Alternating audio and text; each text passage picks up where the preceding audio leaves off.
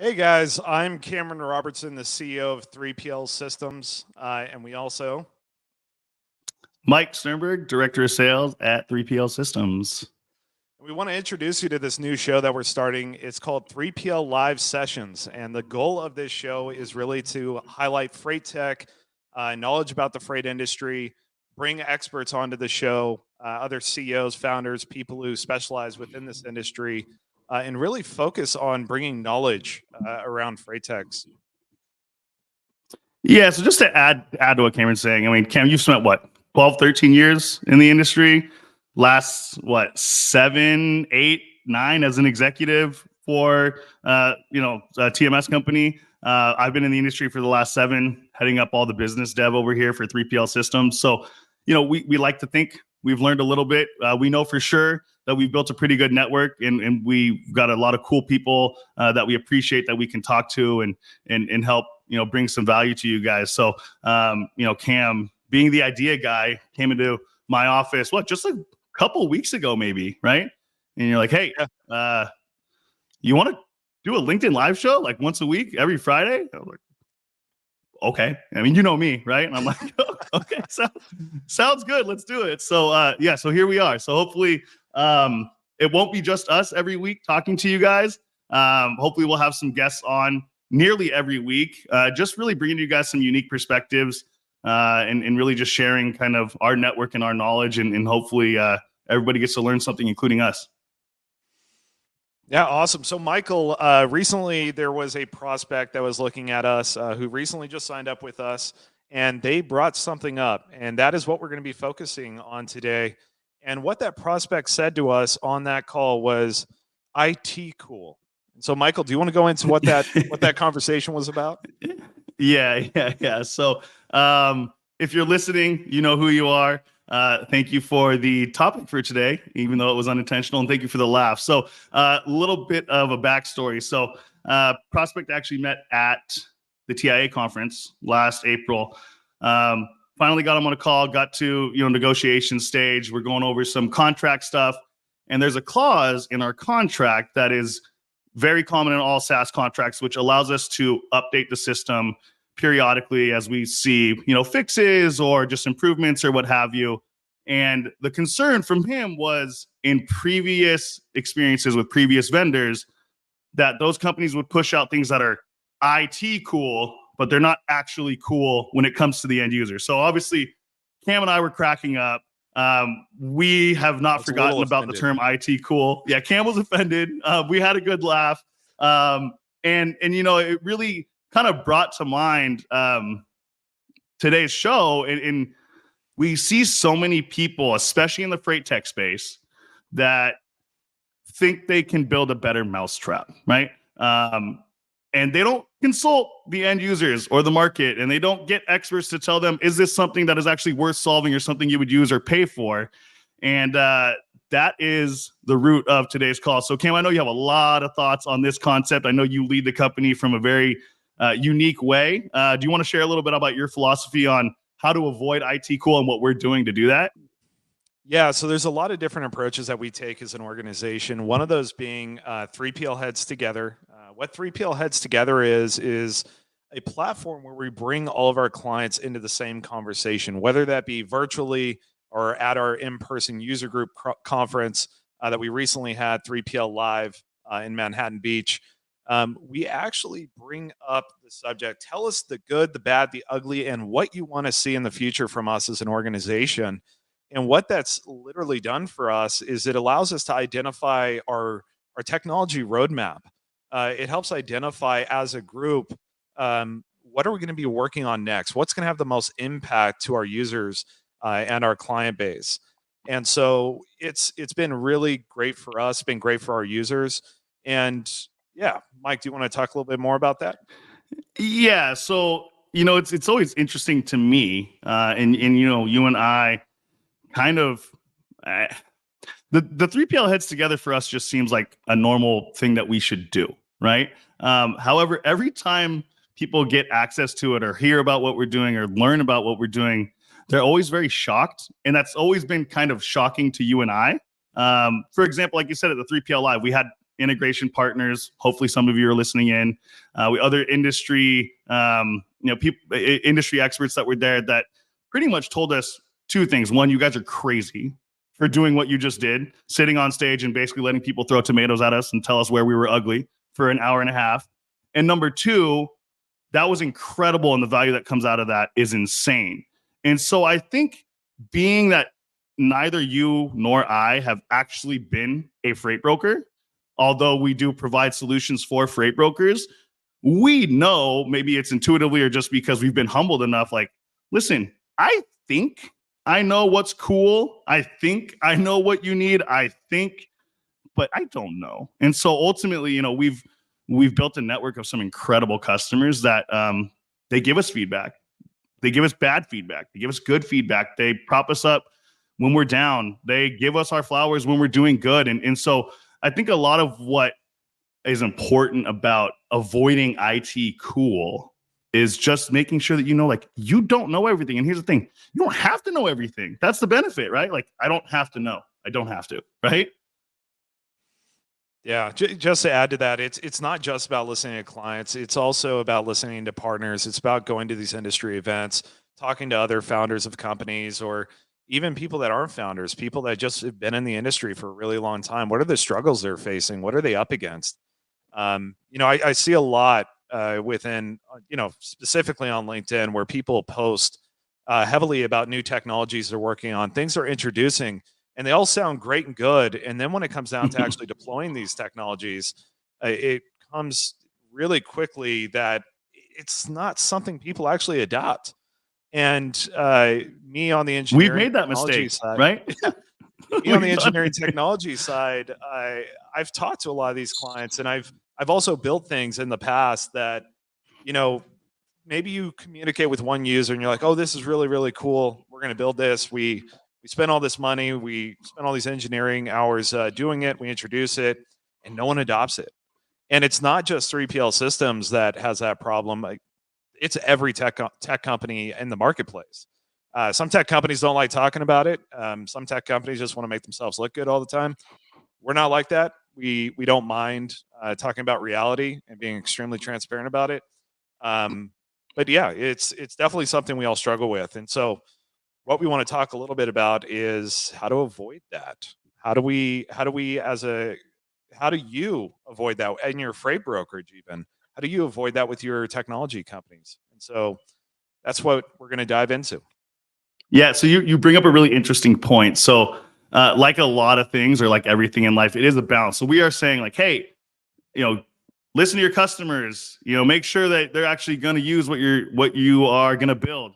However, if you listen to every single thing that every single customer says, being, let's say most, prevalent freight tech companies have hundreds of customers, then you get a product that has a bunch of bloat and a bunch of random features, and it's not cohesive, and there's no real guideline to anything. And it's just like a bunch of bolt-ons and a bunch of random functions and features. And it's like, oh, we built that for customer 1, and then we built this for customer 200, and then we built this for customer 300. And it's a bunch of crap that doesn't make sense, right? So there is a balance, I think, between listening, but also filtering through. And so what we do and what we find helps is that we have a lot of like group sessions where it's like, okay, customer A said they want whatever. This looks good. This sounds good. Okay, but let's see what customers B, C, D, E, and F say, and maybe refine it. Or maybe they disagree, or maybe they do agree, or whatever, but not just listening to one is really been something that's important for us. And the same, like you said, came with brokers, right? I mean, this isn't rocket science. I think people just forget. It's like, we're in business to build solutions for our customers. We're not in business to build solutions that we think are cool. It really, it doesn't matter what I think or what you think, Cam. It really doesn't, because what matters is we're building a product that someone's going to pay us in the marketplace for. Let's call it what it is, right? We're in business. Yeah, I'm just the nerd that builds it. That's it. Well, I'm just the guy that's not smart enough to build it. You guys pay me to go out and find people to give us money, right? And it's something that works. Thank God, right? I tell you all the time, you do things that I don't, can't, won't, or will never know how to do. And on the flip side, I do the same thing as well. You don't want to be making cold calls like I do. It's okay. I don't blame you, right? Yeah, that's definitely accurate. So to add to that, focus groups is probably something that I just want to hit home on. Focus groups allows us to take an idea and really craft it into something meaningful. Every idea starts with a seed, obviously, and that seed isn't what you want to take and actually build. The first conversation you have for an enhancement, for example, from your client base, and again, this does apply not to just tech companies, it applies to you as a freight broker. You're trying to streamline your shippers' needs. You're trying to make them more efficient within their organizations. And so integrating their platforms, ERPs, WMSs, whatever it may be, is extremely important. And understanding a clear, concise path of how you're going to solve those issues and automate a lot of their work is also really important. And so what I'm getting at here is that every idea that comes to mind, I highly recommend getting a focus group around it. And if you're in a business leadership role, even outside of our industry, if you're part of things like Vistage or other platforms where you can bounce ideas off of, really taking the idea, formulating it into something that's meaningful is extremely important. Yeah, so I want to kind of piggyback on that as well. As we were, gearing up for this episode and just thinking a little bit about this, really, I think making sure that when you're leading a company and really any sort of, product development, whether it's an actual like software product or a physical product or even a service like a freight brokerage, as you're developing your product, ultimately, like the market and your customers are going to tell you what they need and why they need it. And then your job as a provider is to figure out how, right? And so it's a little bit more direct with software. So people say like, hey, I need a rating engine. I need to manage my rates. Okay. Why do you need to manage your rates? They tell you.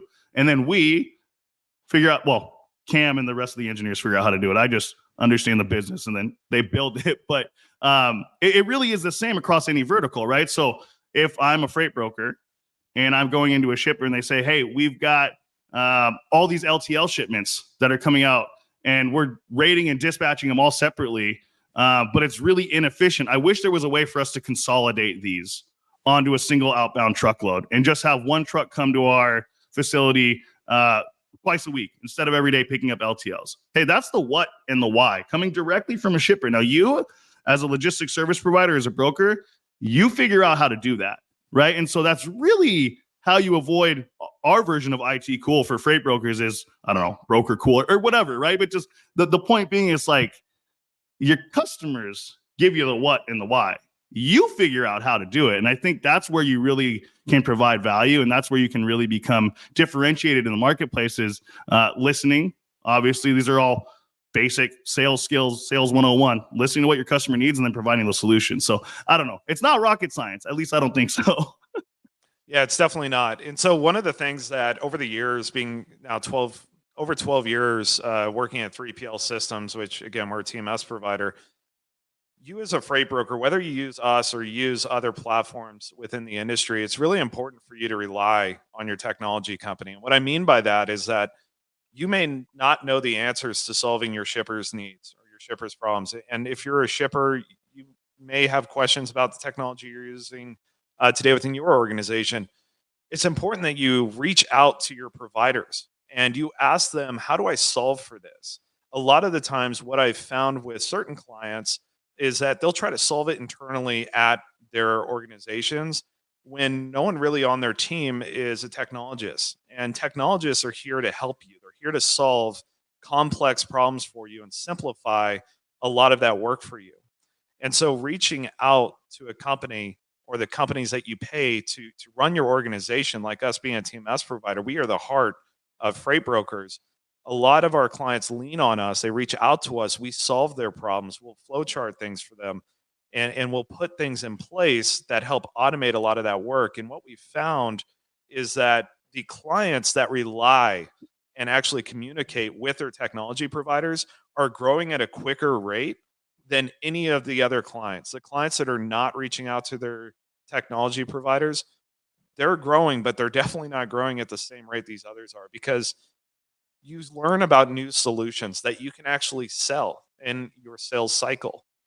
Your salespeople can go out there, they can tell you, hey, yeah, we can actually integrate with your WMS and we can automate all of the communication between your warehouse and our TMS making it extremely easy and efficient for you and your team to ship your product. There's certain things that you can do there that you may not know today. So again, I think it's a really, really important thing that we hit home here. Rely on your technology providers. We as technologists, we're here to solve problems. That's why we exist. Yeah, and just to take a different lens on that, a different perspective from my seat, selling the technology, right, and actually going to market. For me, when our customers are gracious enough to reach out to us and leverage us and help us understand, hey, we need to build X, Y, and Z, and here's why. Then I have a lot of confidence going to market, and my teams has a ton of confidence going to market because we know this is actually something that people want, need, and will pay for because we've had customers do it, right? If Cam and I are in a vacuum and we're not getting any input from the market or customers, we're going to build something that's really cool. And then it's going to go to market and we're not going to be able to sell it. And look, I'm in sales. My job is to go get new people to come on board. And if I don't know that people want to pay for this thing, my job becomes much harder. So the belief that avoiding IT cool and involving your customers in product development, the belief that it gives in your sales team is incredibly important. And again, let's just take it from a broker perspective.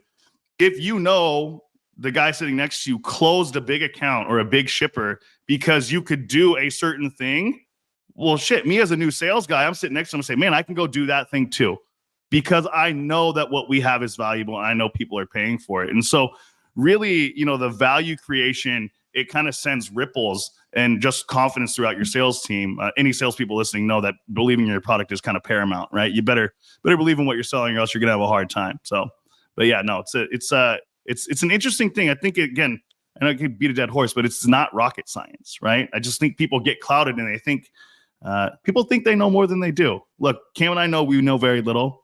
We're good at what we do, and our clients know a lot more about the broker space, and we let them tell us, right? Yeah, listening to your clients is definitely definitely important. So on that note, I think that really wraps what we're trying to communicate today. Again, the goal of this show and one of the things I want to talk about is going forward with this show is going to be focused on industry knowledge, bringing industry experts on here, talking about stories, real stories of how you deploy technology, how we come up with new technologies, what goes into technology. A lot of the times, a lot of people say, "Oh, I don't really care. I just want it to work." Well, I think it's also Mhm. important for everyone who's not a technologist to understand what goes into that.